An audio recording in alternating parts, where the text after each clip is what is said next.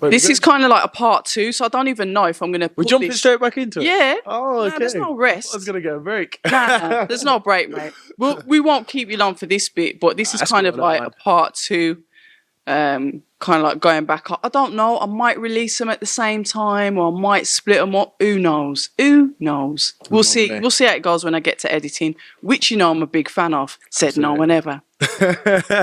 Right, the heavyweight division. This is your division. Let's get into it. You know,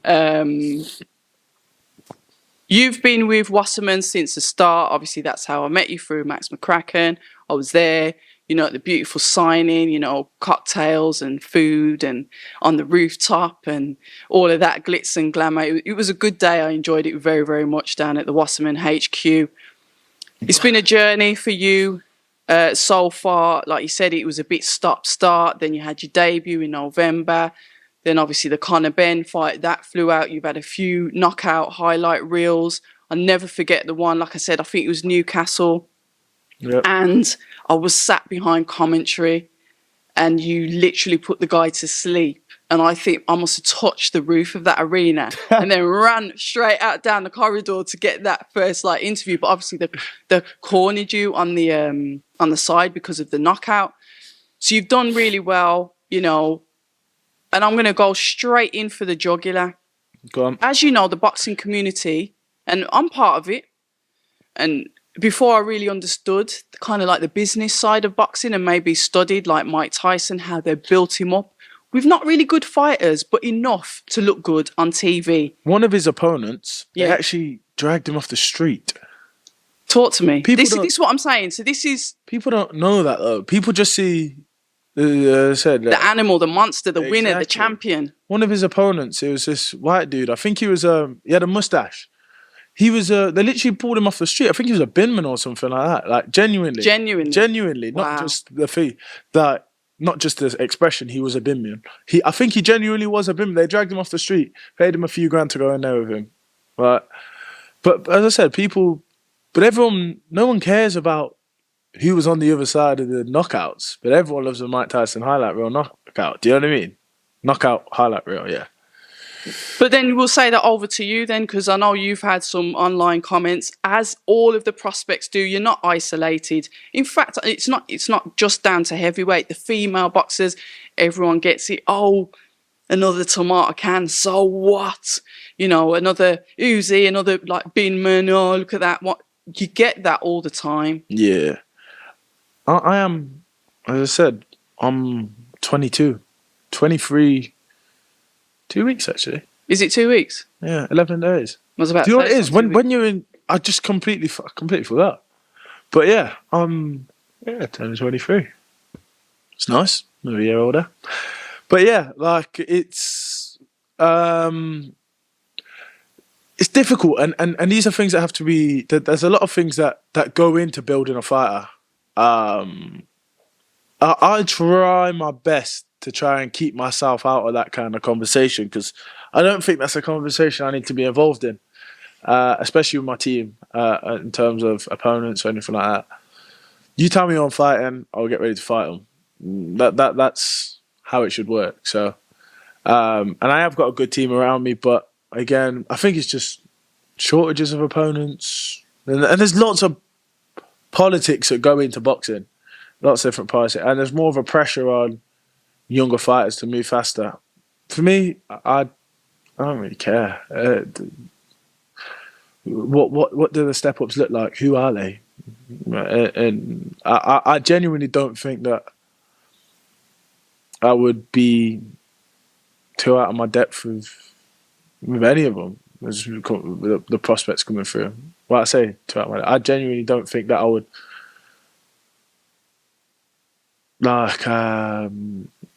it wouldn't bother me fighting them. I wouldn't lose any sleep over it. Do you know what I mean? There's no one that I've seen and I'm like, wow, he's good. A lot of them are very, very basic fighters, which is great. And none of them look like they hit particularly hard, or they don't look like they're very. And that's the thing with. I don't really want to get into it too much, but that's the thing. Just be honest, innit? With British fighters, is a lot of them are. And with a lot of fighters, that are great when they're on top. Most fighters are, especially over this side of the pond, are on top fighters. They don't really know how to fight going backwards. They're good when they're coming at you, and when you just stand in front of them, that's when they're going to hit you, and they're going to hit you semi-hard. But there's not really like anyone over here that's, I don't know. I might end up being proved wrong, but is there any prospects that you think of top of your head that look terrifying, like a Deontay Wilder kind of fighter, or another Anthony Joshua kind of fighter? Is there any? Doesn't really look like there's too many of them coming through. At this moment, I'm going to say no comment, because I have to speak to everybody, and my personal opinions. They stay personal. Fair enough. I rate the British prospect. I'm very patriotic towards the UK, as you know. I think, and I will scream the loudest for the British fighters. I think there's a lot of expectation because of, when you put people up on pedestals and you kind of like romanticize on the skill set and how fantastic somebody is. And if somebody keeps on telling you that you're fantastic, you're an example, you're fantastic, you're the best, and you go through your career and you're knocking people out and you're doing all of this and you're a hero, then all of a sudden you get a test, or you get tested really. And because you've been so fluffed up on who people believe you are, you crumble. So I think all fighters, all of the prospects that we've got coming through, I rate them all. But it's the test of time. Without listening to the white noise, without listening to the hype behind them, let's see the work. Let's see them work through the rankings of boxing, through the pro ranks, and let them prove themselves. Let their work do the talking. I'm not a fighter, so I'm looking at it from the outside. You're a fighter. You know skills. You'll see things that I can't see. Therefore, your judgment will be different to mine. Yeah, and this is my thing. There's a lot of good fighters, but there doesn't look like, to be fair, Tyson Fury didn't become Tyson Fury until the back end of his career. But I was going to say, where's the next Tyson Fury coming from? Do you know what I mean? The next Deontay Wilder, the next Anthony Joshua, where are they coming from? Or the next Lennox Lewis, the next Mike Tyson? There's a lot of, don't get it twisted. There's a lot of good fighters, and there will be a lot of good fights out there amongst themselves, and hopefully with me in the mix. And you'll see a lot of good fights, but it isn't. I'm saying my thing is, do you see anyone out there that looks particularly exceptional, that has a standout trait? Do you know what I mean? That has either amazing punch power, like touch dead punch power, or do you see anyone out there that's got such an amazing boxing brain that people just can't get close to them? Do you understand what I'm saying? Yeah, I get what you're saying, and you know me. There's a lot of good, well-rounded fighters, and you know me. I'm not necessarily for the knockouts. Don't get me wrong. Of course, they're lovely, but I like to see boxing. I like to see people thinking. That's what gets me, because maybe I'm more of a purist, if you want to put it like that, when it comes to watching the sport and trying to understand it.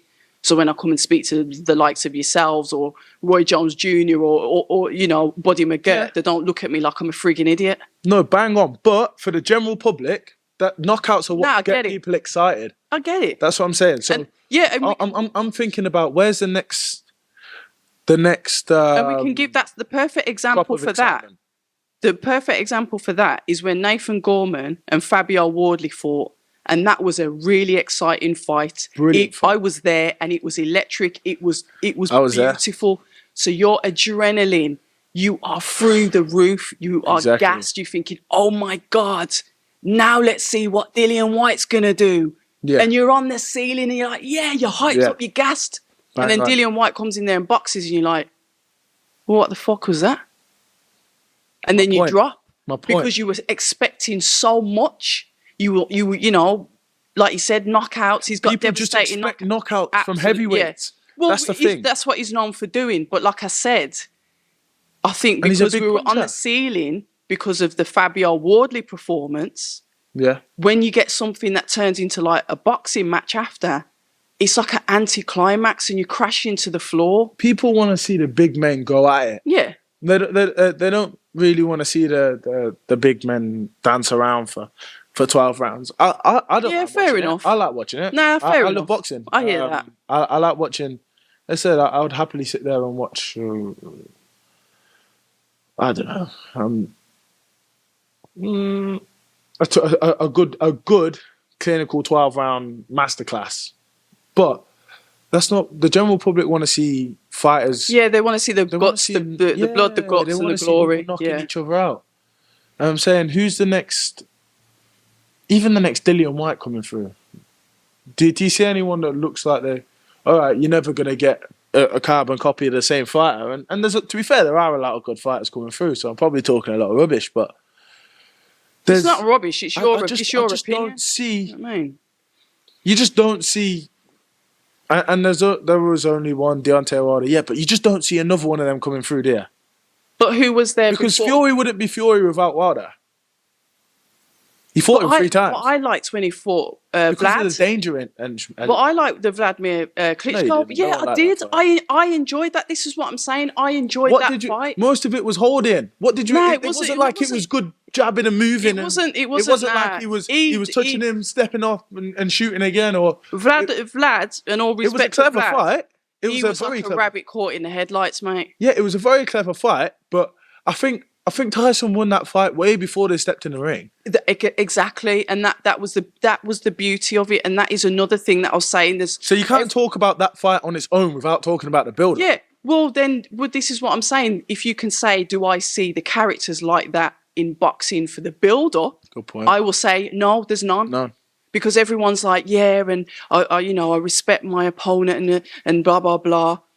The Dillian Whites, the Tyson Furies, Derek Chisoras. the Derek Chisoras, those are like the Deontay characters. Wilders. The Deontay Wilder, He's a when he's character. mouthing off as well.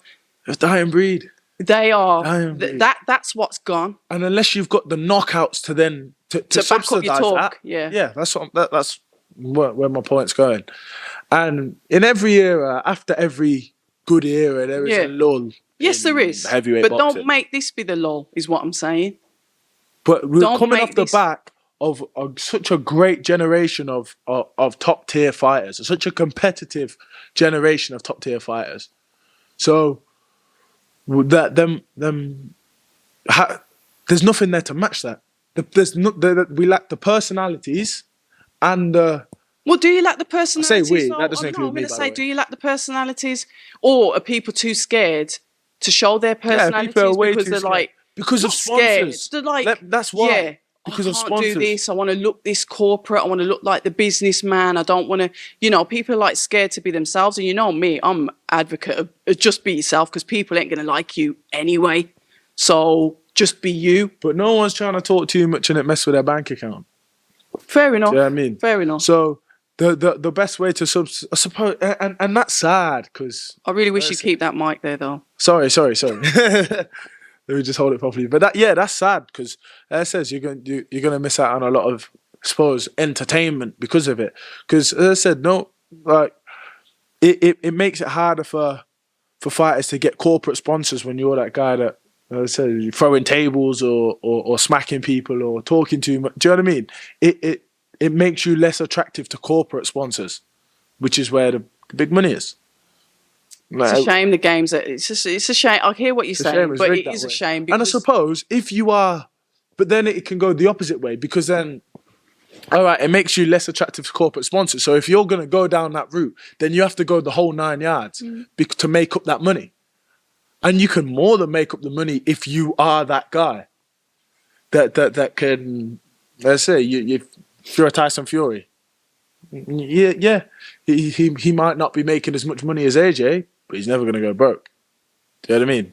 He's still got 9 figures. But you get that, like I said, you get that by being yourself, controversially, or. Do you think Tyson Fury is being himself when he's doing all that? I think It's an aspect of his personality, but you wouldn't say he's like that at home.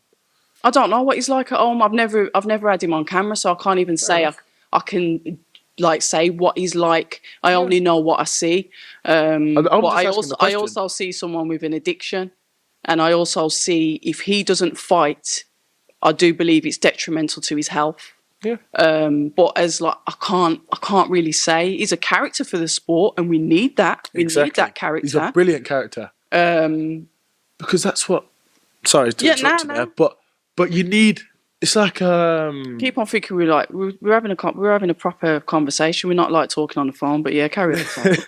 but that's what they need though. Because if you think about it, every good generation, you have to have dance partners, and I suppose that's what's good about the heavyweight division at the minute is that there's a lot of dance partners. There's a lot of prospects coming through that will be there, and there's a lot of good fights to be made. So that's. But the entertainment aspect that the Tyson Furies and whatnot capture a different aspect to the public. So the football fan, not just the raw boxing fans. Do you know what I mean? They capture other audiences, which is great for the sport because of their personalities. They have cult-like followings because of it, because people are that attracted to them. But that's what I'm saying. It's them as a person, and that's why I'm always like, your character comes first. Let people buy into the character, and then they'll buy into the fighter. Because when the fighter starts, if you think the only reason why somebody's following you, and you see this so many times with fighters as well, they're on a winning streak, win. They've got this entourage. Everyone loves them. You know, they're shining bright like a diamond in Rihanna's song. And then all of a sudden they lose, and then people turn their back, they disappear, they don't see them again. And then it's like, well, what have I got left?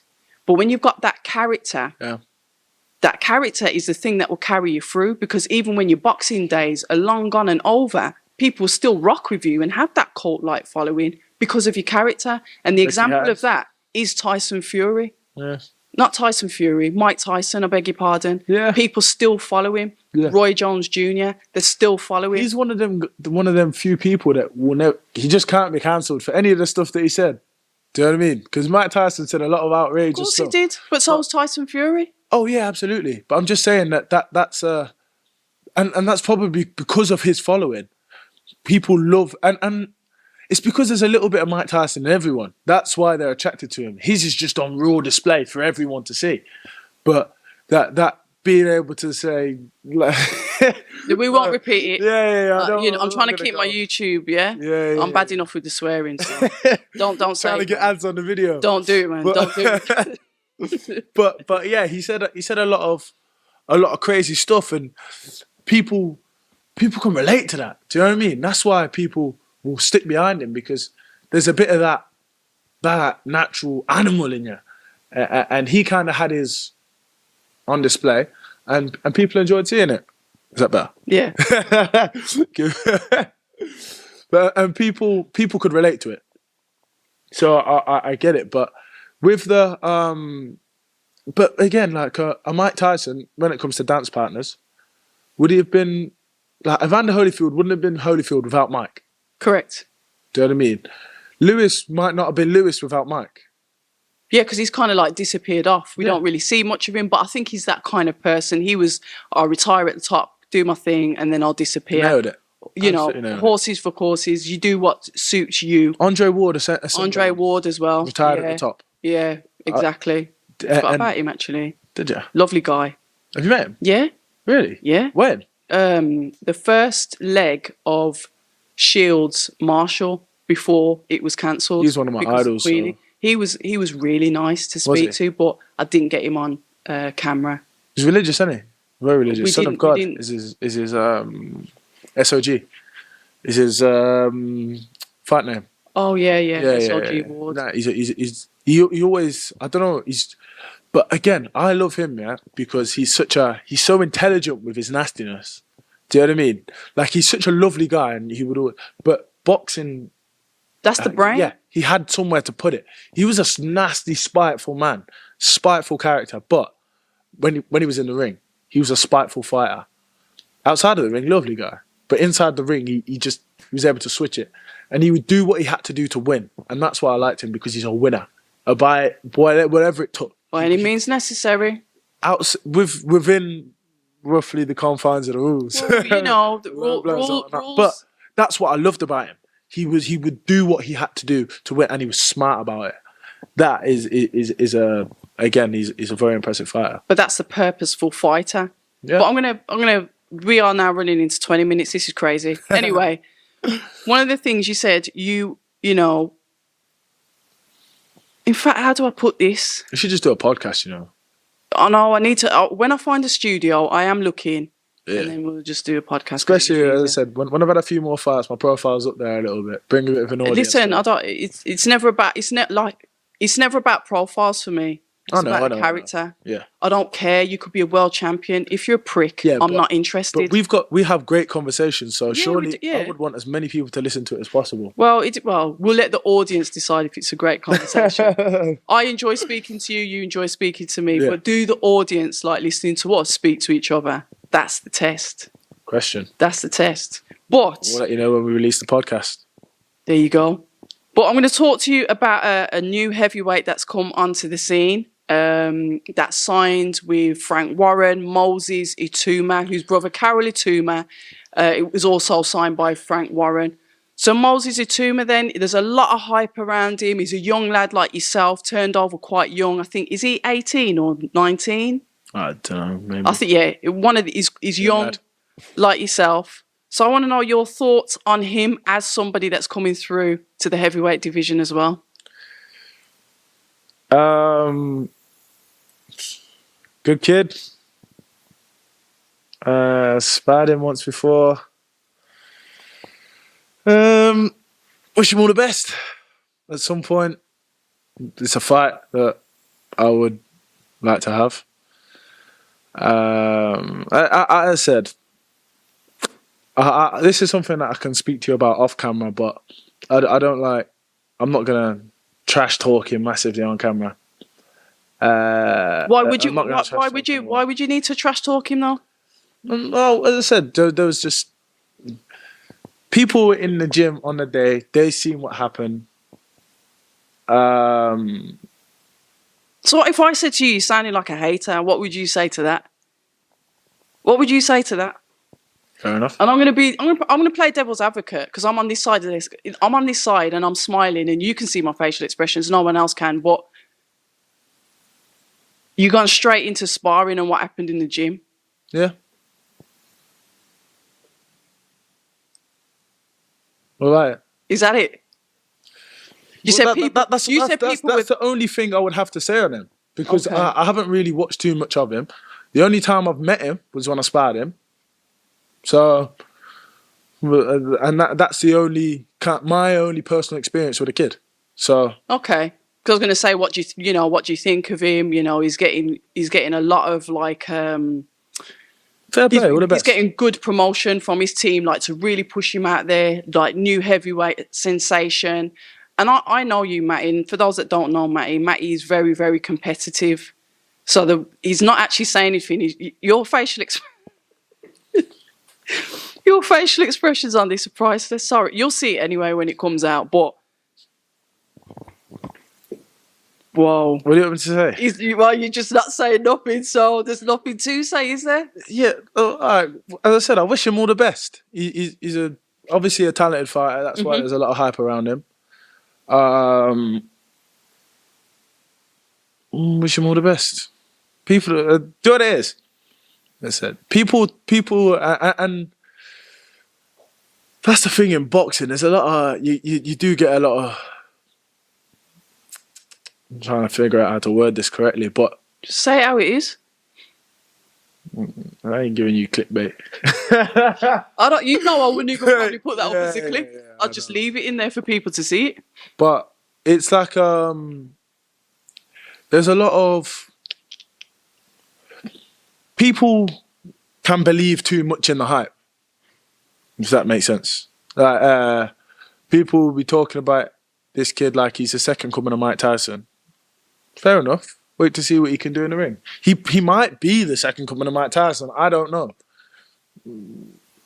But as I said, people just and I think that people are putting a lot of pressure on this kid. He's what, 18, 19? That means he wouldn't. I don't think he ever had a senior fight in the amateurs. So You would never have boxed without headgear on, and it's a different game. So, let alone with the tiny gloves and whatnot. So, give the kid a chance to develop. As I said, I wish him all the best. I wish every fighter all the best, because let's be honest, there is more than enough money and more than enough notoriety or whatever to go around for those that deserve it and earn it. So honestly, like, I will never. Listen, this is something that we will get onto in a later date, because I'm trying to be nice here, but we'll get onto it at a later date. Fair enough. We're gonna have to close this off anyway, because we're coming up to like half an hour again. I know you can't announce your fight date. I'm just saying. As I said, at some point. See, it's griping him. It's rubbed me up the wrong way. That has, but at some point, I'm gonna have to fight this person, and as I said, then there might be a bit more talking. But now, we're two different paths, two different lanes. So okay. Hopefully, we'll meet at some point. Okay. Cool. But as I said, I haven't got the profile to even be mentioned in the same conversation as these boys right now. These people have got the amateur pedigree, you mean? Is that what you're on about? Yeah, maybe the amateur pedigree. The amateur pedigree. As I said, they've got a lot more behind them than I do right now. A lot more attention is on them. Fair enough. They've obviously earned it.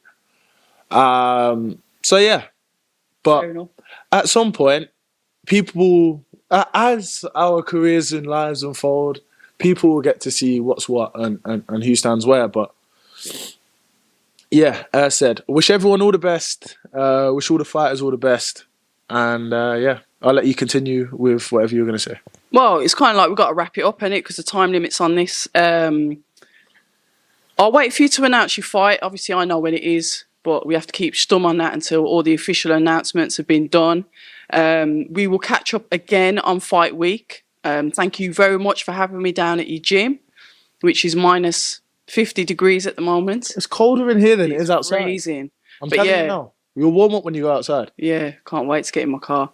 Yeah, always a pleasure. Red, Matty Harris. Yeah, it is. It's always good to talk. But yeah, thank you very much for being a guest. My pleasure. Thank you for coming down to the gym for the first time. This is the first time you've been to this gym in what? 2 years. Yeah, all right. But I'll forgive it. Just good that you finally made it. Yeah, another 2 years then. Yeah. Hi, and thank you for watching October Red Boxing. Like, subscribe, and tap the bell for notifications. You can also find us on Instagram at October Red Boxing and on Twitter, October Red UK. And remember, at October Red, we stay ready.